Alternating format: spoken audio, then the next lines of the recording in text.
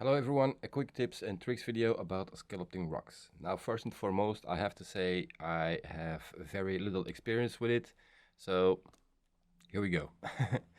Let's get into it and start with what we need to create these rocks. First of all, milliput, a hobby knife, a piece of baking paper, and of course your hands, very important here.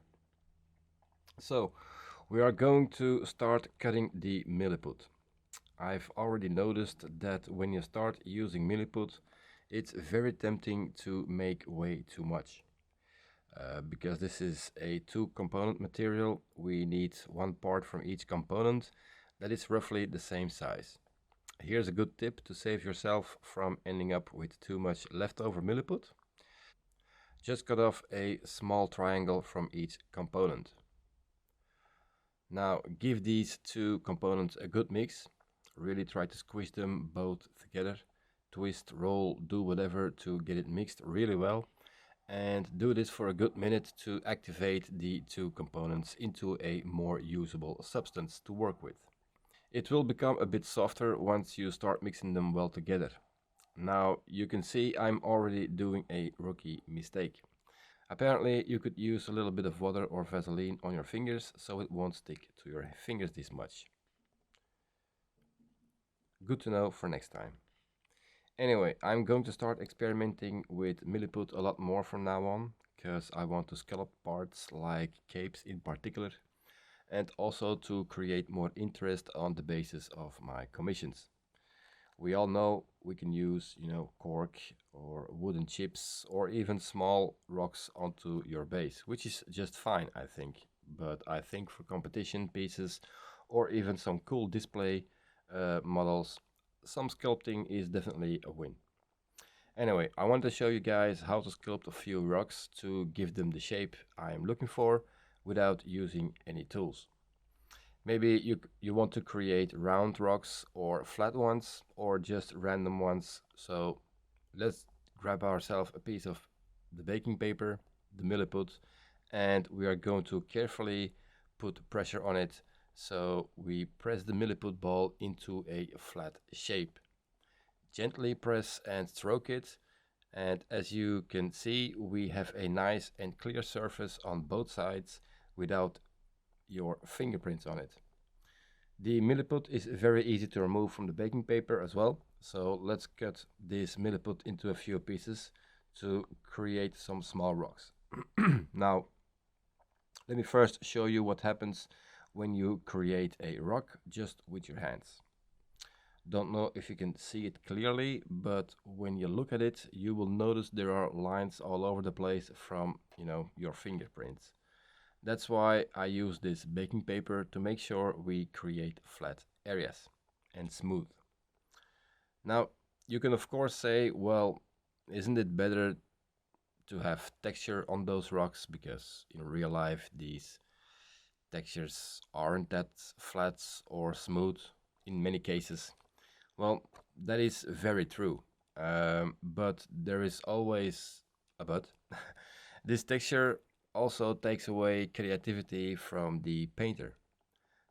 As a painter, we love to create texture, so here's a lot of rocks to practice upon in all shapes and sizes, just to make sure you don't use too much pressure when you are creating these rocks between the baking paper. Now I'm just going to cut off a few pieces and I'm going to create a few rocks from these. First of all, we're gonna create a few randomly shaped rocks, small ones, a round flat shape rock, and a bigger randomly shaped one. Like I said, the shape and size is totally up to you, and if you are not sure, you can always grab your miniature and put it next to the rocks so you get something to measure it with. Now, we first gonna create a few small rocks that are randomly shaped. And the first thing you want to do is create a ball from it. Once you have created this ball, you can put it in the baking paper.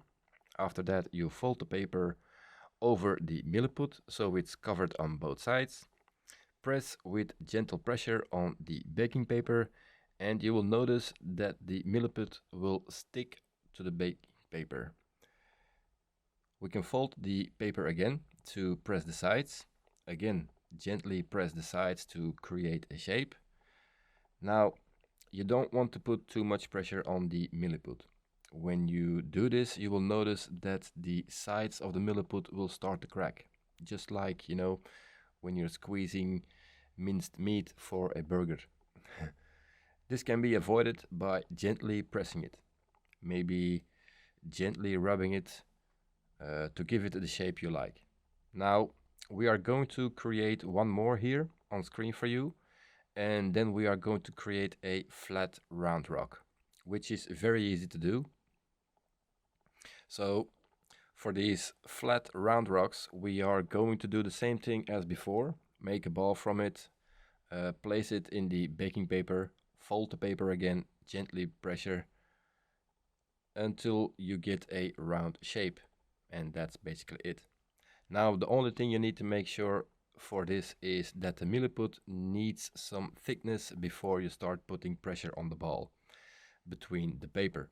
Otherwise, you will create a very flat rock, which can be used, of course, but you do want these rocks to have some thickness so they don't get lost on your base when you're adding, more stuff to it, such as an earth texture or dirt or sand, doesn't matter. Just something to keep in mind. The last part of the video is we are going to create a bigger rock that is randomly shaped. You can see on the plate I have created quite a few rocks with this little bit of milliput. As said in the beginning of the video, the amount you are using can sometimes be a bit misleading, and then you have way too much milliput as a leftover. So you can think of this video and you can create a few rocks that can always be used for future projects. As you can see, we have done the same thing as we did with the smaller ones. This is a little bit easier to work with.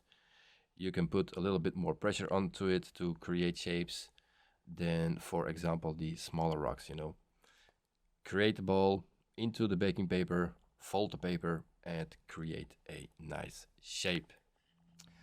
Rocks comes in all shapes and sizes, but we have to make sure there is room for the model to stand up on. And you also don't want the rocks to be, too big, because they might block something from the model, which is something you do not want. Or you got something to hide, maybe.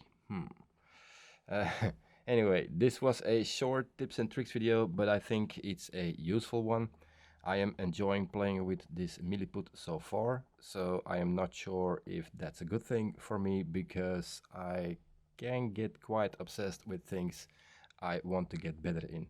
But yeah, anyway, I hope you liked it, but more importantly, I hope you learned a thing or two.